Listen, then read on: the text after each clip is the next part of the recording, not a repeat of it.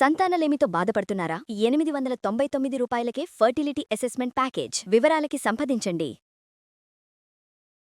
అందం, ఆరోగ్యం, ఆత్మవిశ్వాసం అనూస్తో సాధ్యం. ట్రాన్స్ఫర్మేషన్ సర్వీసెస్ పైన ఫ్లాట్ 50% డిస్కౌంట్. అనూస్ సిన్స్ 1982.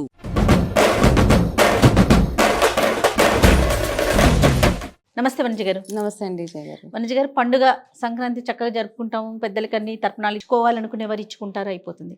తర్వాత కనుమ, ముక్కనుమ, ఈ 2 రోజులు మనం ఎలాంటి విధి విధానాన్ని ఫాలో అవుతామండి? ఓకే, మామూలుగా ఏంటంటే ఒక పెద్దలు చెప్పేవాళ్ళు అనమాట, భోగి రోజు వదిలేయడం అంటే మనలో ఉన్న నెగిటివిటీ ఏదైతే ఉందో అటాచ్మెంట్స్ నుంచి డిటాచ్ అవ్వడం. కాబట్టి ఆ భోగి మంటలు అవి వేసేసి మనకి పనికిరాని వస్తువులు ఏవైతే ఉంటే అందులో వేసేస్తాము.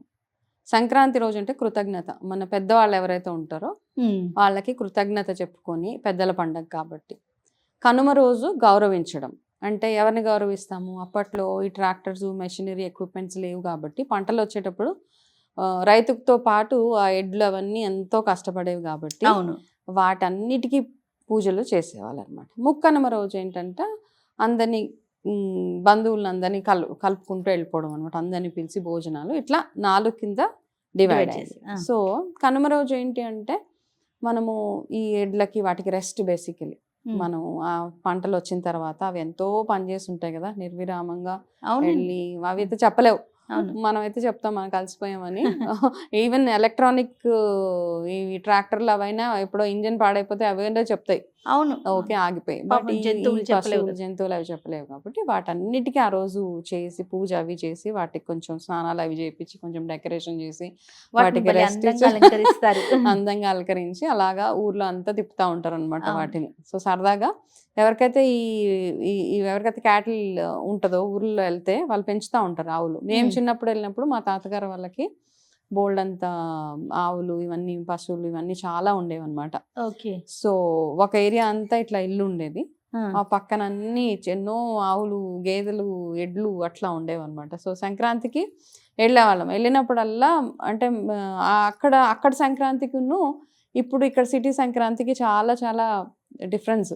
ఓకే, చాలా చాలా అంటే ఇప్పుడు ఏంటంటే ఇప్పుడు ఫ్యాన్సీగా చేస్తున్నారు, ఒక ఈవెంట్ లాగా జరుపుకుంటున్నాం. కరెక్ట్ అండి కదా, అప్పుడేప్పుడు న్యాచురల్ గా ఉండేది.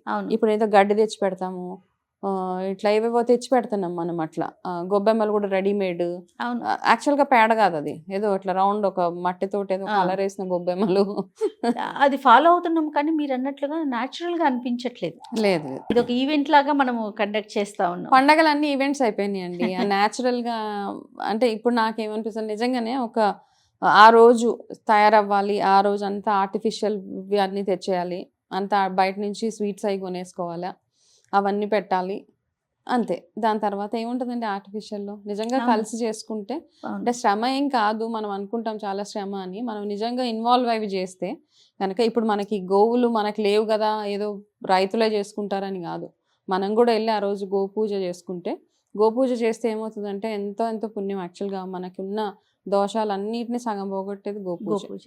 అందుకే అంటారు కదా, గోవుకి గ్రాసం పెట్టేసి వచ్చిన తర్వాత అది నెమరేసుకుని తలుచుకుంటూ ఉంటుంది మనల్ని, ఎవరు పెట్టారు నాకు, వాళ్ళలో ఉన్న నెగిటివిటీ అంతా పోవాలి, వాళ్ళకున్న దోషాలన్నీ పోవాలని గోవు దీవిస్తూ ఉంటుంది. అందుకే గోగ్రాసము పెట్టమని చెప్తారనమాట.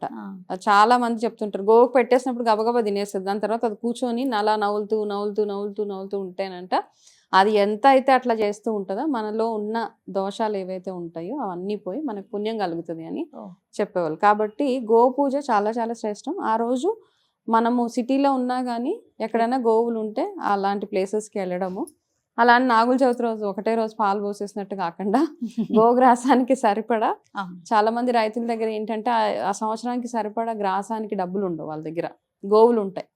అట్లాంటివి ఏంటి ఇప్పుడు మనం ఏం చేస్తామండి, పెద్దోళ్ళు సంవత్సరీకాలు అవి చేసినప్పుడు గోదానాలు చేస్తూ ఉంటాం కదా, చేసి ఇచ్చేస్తాం గోవుల్ని. ఎవరికో ఒక దానం తీసుకోమని చాలా మంది ఈ మధ్య ఎట్లా అంటే గోవు తీసుకోవడానికి కూడా ముందుకు రావట్లేదు.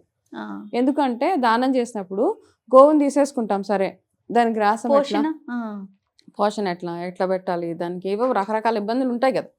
కాబట్టి అట్లాంటివి ఎక్కడైనా ఏమైనా ఉంటే గనక అట్లాంటి ప్లేసెస్కి వెళ్ళి ఆ గోవుకి సంవత్సరానికి సరిపడా గ్రాసం, పండుగ రోజు దాన్ని ఉపయోగించుకోవాలి మనం. ఈ కనుమ రోజు అట్లా చేయొచ్చు మనం. సూపర్. అంటే మనకు తగినట్టు మనం దాన్ని మార్చుకోవచ్చు. సిటీలో విలేజెస్ లో వెళ్తే ఎలాగో పూజలు అవుతుంది, మనం పార్టిసిపేట్ చేయొచ్చు అందులో. అలాగే నెక్స్ట్ ముక్కనుమ. సో ఎవరైతే ముక్కనుమ రోజు చాలా అందరినీ కలుస్తారు. సో ఆ రోజు ఏంటంటే ఫ్రీ అనమాట, నాన్ వెజ్ తినేయచ్చు, అన్నీ తినేయచ్చు. ఎవరికైతే ఇలాగ ఇంట్లో కోళ్ళు అవి పెంచుకునే వాళ్ళు మా ఊర్లో అలాగే ఉండేవి అనమాట, చేపల చెరువులు అవి ఉండేవి కాబట్టి అక్కడ నుంచి అన్ని ఫ్రెష్గా తీసుకొచ్చి అలా అందరం కలిసి హ్యాపీగా వండుకొని ఆ రోజు తిని దాని నెక్స్ట్ డే అందరూ ఊరు బయలుదేరి, ఆ రోజు బయలుదేరకూడదు అంటారు, ఆ రోజు బయలుదేరకూడదు అంటారు, బయలుదేరితే ఏదో కష్టం కలుగుతుంది అంటారు. కాబట్టి బయలుదేరడం అంటే ఏంటంటే బేసిక్గా 4 రోజులు అందరం కలిసి ఉంటాము, ఆ పండగని బ్రేక్ చేయడం ఎందుకు. సో ఆ 4 days అక్కడ ఉండి నెక్స్ట్ డే ఎవరి పనులు వాళ్ళు. సో సిటీ కూడా ఖాళీగా ఉంటది 4 రోజులు. అవునండి, ట్రాఫిక్ బాధల నుంచి దూరంగా ఉంటాం ఫస్ట్. మీ చిన్నప్పుడు మెమరీస్ ఒకసారి చెప్పండి వనజ గారు, ఎట్లా జరుపుకునేవారు భోగి కానీ కనుమ పండుగ? నాకు తెలుసండి, మామూలుగా ఇప్పుడు నేను ఎలాగైతే చెప్పానో ముగ్గులు, గొబ్బెమ్మలు, పోటీ సాంప్రదాయంగానే ఇప్పుడు కూడా సాంప్రదాయంగానే జరుపుకుంటాం. ఏ పండగ అయినా కానీ ఎక్కడ కాంప్రమైజ్ ఉండదు, పద్ధతిగా. అంటే ఫ్రాంక్లీ స్పీకింగ్ ఆ ఉదయం పూజకి ఇది బాగా తయారై కూర్చోవాలి అట్లా ఏం లేదండి. ఫస్ట్ పూజ కంప్లీట్ చేసేసేయాలి, దాని తర్వాత అందరినీ మీట్ అండ్ గ్రీట్ అందరూ వస్తారు, అట్లా ఉండేది. పద్ధతి ప్రకారంగా లక్ష్మీ పూజ, పద్ధతి ప్రకారంగా సూర్యారాధన ఇవన్నీ చేసి, భోగిపళ్ళు ఇప్పుడు పిల్లలు చిన్నగా ఉన్నప్పుడు అయితే భోగిపళ్ళు అవి చేసేవాళ్ళము. దాని తర్వాత ఏంటంటే మా ఊర్లో నాకు తెలిసిన మంచి మెమరీస్ ఏంటంటే, మా తాతగారు వాళ్ళు ఇలాగా అంటే అంత పాలేర్లు వాళ్ళు ఉంటారు కదా, వాళ్ళందరికీ సంక్రాంతికి భలే వాళ్ళకి అప్పుడు డబ్బులు జీతాలు అట్లా ఏం లేవండి. చక్కగా 25 బస్తా 20 బస్తాలో 50 బస్తాలు వాళ్ళకి ఇచ్చేవాళ్ళు అనమాట, ఒక్కొక్కరికి బియ్యం వడ్డు ధాన్యం ఇచ్చేవాళ్ళు వాళ్ళకి. చక్కగా వాళ్ళు అవన్నీ క్యారీ చేసుకొని అట్లా కవులు చేసేవాళ్ళు, వాళ్ళు వీళ్ళు ఉంటారు కదా పొలం చేసేవాళ్ళు, వాళ్ళందరికీ ఇవన్నీ ఇస్తా ఉండేవాళ్ళు అనమాట. అయితే అదే హ్యాపీగా తీసుకెళ్లేవాళ్ళు వాళ్ళు, అదే చాలా ఎక్కువ యాక్చువల్గా, ఎందుకంటే ఎక్స్చేంజ్ లో మనీ ఉండేది కదా అక్కడ. ఈవెన్ మాకు వచ్చి బట్టల యూత్కి ఇస్త్రీ చేసే వాళ్ళకి కూడా వాళ్ళకేంటి డబ్బులు కాదు, ఇవే బియ్యం బస్తాలే. అట్లా ఎన్ని బస్తాలు ఇచ్చేవాళ్ళు అసలు. ఇట్లా ఒక గాదిలా, అంటే గాది అంటే ఇట్లా బియ్యం స్టోర్ చేసుకునేది పెద్దది, చాలా పెద్దది, అంటే ఆల్మోస్ట్ ఈ రూమ్ అంత ఉండేది. దాంట్లో ధాన్యం అట్లా స్టోర్ ఉండేవన్నమాట, సంవత్సరానికి సరిపడా. అవి తీసి హెల్దీ బియ్యం, ఆ బియ్యం కూడా ఎంత బాగుండేవండి, చక్కగా సింగిల్ పాలిష్ రైస్ అవి తినేవాళ్ళం. ఇప్పుడైతే అవి కొనుక్కోవడానికి బోల్డంత రేటు. ఇప్పుడు ఆ హెల్దీ హ్యాబిట్స్ అన్ని వదిలేసాము. కాకపోతే అప్పుడు ఏంటంటే సంతృప్తిగా ఉండేది అనమాట, వాళ్ళకి ఇన్ని బస్తాలు ఇస్తే హ్యాపీగా వాళ్ళు మళ్ళీ క్వశ్చన్ చేసేవాళ్ళు కదా, దాంతో ఎంతో ఆనందం వాళ్ళకి. సరే ఇన్ని బస్తాలు వచ్చినాయి కదా, నేను సంతోషంగా వెళ్ళిపోతాను అనేసి ఇంకా వాళ్ళు బాగా పని చేస్తే ఇంకొక 2 బస్తాలు ఎక్స్ట్రా వెళ్ళే వాళ్ళకి, ఎక్స్ట్రా బోనస్. దాంతోపాటు చీర, మా ఇంట్లో వండిన స్వీట్స్ జంతికలు ఏవైతే ఉంటాయో అవన్నీ సంక్రాంతికి చేసినవి అవన్నీ వాళ్ళకి హ్యాపీగా ఇచ్చేసేవాళ్ళు, సంతోషంగా వెళ్ళేవాళ్ళు, మళ్ళీ క్వశ్చన్ ఉండేది కాదు. అవును. సో 4 days స్పెండ్ చేసేవారు ఆ ఊర్లో? 4 days ఏంటంటే ఇంకెక్కువే. మనకి సెలవులు కూడా ఎక్కువ రోజులు ఉండేవి. సెలవులు అప్పుడు సంక్రాంతి సెలవులు ఉండేవి, ఇప్పుడు అంతా మారిపోయిందిగా ట్రెండ్.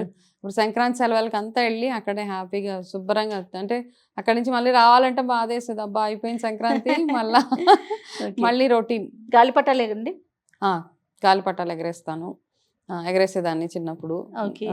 ఇప్పుడైతే లేదులేండి, ఇప్పుడు పిల్లలు పెద్దవాళ్ళు అయిపోయి కానీ ఇప్పుడు అంత సీన్ లేదు. అప్పుడైతే గాలిపటాలు ఎగరేయడం, దెబ్బలు తినడం అన్ని చక్కటి మెమరీస్ మనకి. Super memories. ఇంకా ఫుడ్ విషయానికి వస్తేనండి, పండుగ రోజు అయితే మనం గారెలు వేసుకుంటాము, కనుమ ముక్కనుమకి నాన్ వెజ్ తినేవాళ్ళు నాన్ వెజ్ తింటారు, మరి వెజిటేరియన్స్ అండి? నాకు ఒక స్టోరీ గుర్తొస్తుంది, నేను చెప్పొచ్చో చెప్పకూడదు మరి, ప్లీజ్. మాకు అన్ని కథలు చెప్పే ఒక ఆయన ఉండేవాళ్ళు అనమాట. మేము ఊరు వెళ్ళినప్పుడల్లా మమ్మల్ని కూర్చోబెట్టేసి మాకు గారెలు చికెన్ కాంబినేషన్ కదా మామూలుగా, నాన్ వెజిటేరియన్స్ కి అయితే సూపర్ కాంబినేషన్. గారెలు, వేడి గారెలు, చికెన్ అవి తింటా ఉంటే కొంతమంది వెజిటేరియన్స్ కూడా ఉంటే వాళ్ళు అడిగారు మీరు అది తింటున్నారంటే, వాళ్ళకి కలగూర ప్లస్ ఇది. అయితే ఆయన ఒక కథ చెప్పారన్నమాట, చాలా జోక్గానే ఈ కథ, దీన్ని ఏం సీరియస్గా తీసుకోవద్దు. ఎవరైతే నాన్ వెజ్ తినరో వాళ్ళంతా బ్రహ్మదేవుడి దగ్గరికి వెళ్ళి అడిగారంట, ఇదేంటి వాళ్ళంతా కోడి తింటున్నారు మరి మాకేం లేదా అంటే, వాళ్ళంతా బాగా రుచిగా అది తింటుంటే అంత రుచిగా ఉండేది, మా కోసం ఏమైనా ఒకటి ఇవ్వచ్చు కదా అంటే, బ్రహ్మదేవుడు అన్నాడంటే అయితే మీకోసం పకోడీ ఇస్తున్నా అని చెప్పి. బాగుంది. సో ఈ చిన్న స్టోరీ అంటే నాకు ఎప్పుడు ఆ సిల్లీగా ఆ స్టోరీ గుర్తొస్తా ఉంటది అనమాట. ఆయన ఎలా చెప్పారు, మేము అప్పుడు నిజంగానే నమ్మేసాం, ఆహా మేము చిన్న చిన్న పిల్లలం అనమాట, ఓకే వాళ్ళ కోసం పకోడీ చేశారనమాట. ఓకే. సో అట్లాంటిది ఇప్పుడు తలుచుకుంటా ఉంటే ఎందుకు చేస్తారు అట్లా అనిపిస్తుంటే. అండ్ అక్కడి నుంచి వచ్చిన తర్వాత ఆ కథ అందరికి చెప్పాము, ఇట్లా ఉందంట, వెజ్ నాన్ వెజ్ వెజిటేరియన్స్ వాళ్ళకి కోడి అంట, వాళ్ళ కోసం పకోడీ అంట. పకోడీ బాగుంది. సో అట్లా బ్యూటిఫుల్ మెమరీస్, చైల్డ్హుడ్ మెమరీస్ మాకు. సూపర్ అండి, super. Yeah, anyhow once again happy Sankranti అండి. థ్యాంక్ యూ సో మచ్ అండి. మీకు కూడా.